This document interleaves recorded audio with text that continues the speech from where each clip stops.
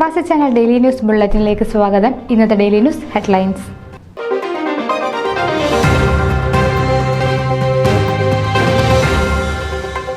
ഫൊക്കാനയുടെ മറവിൽ രജിസ്റ്റർ ചെയ്ത ഫൊക്കാന ഇൻക് എന്ന സംഘടനയുണ്ടാക്കി നടത്തുന്ന നിയമവിരുദ്ധ പ്രവർത്തനങ്ങൾ ചൂണ്ടിക്കാട്ടി ഫൊക്കാന ട്രസ്റ്റി ബോർഡ് അംഗങ്ങൾ.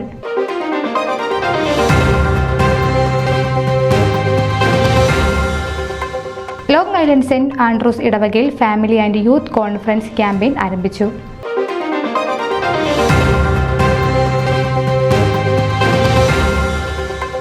സർഗം Stevenage music and DJ night സംഗീത സാന്ദ്രമായി.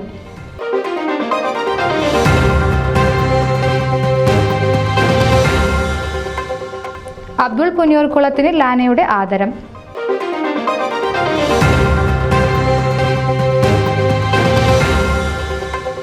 യാക്കോബായ സുറിയാനി സഭയ്ക്ക് പുതിയൊരു കോൺഗ്രിഗേഷൻ കൂടി.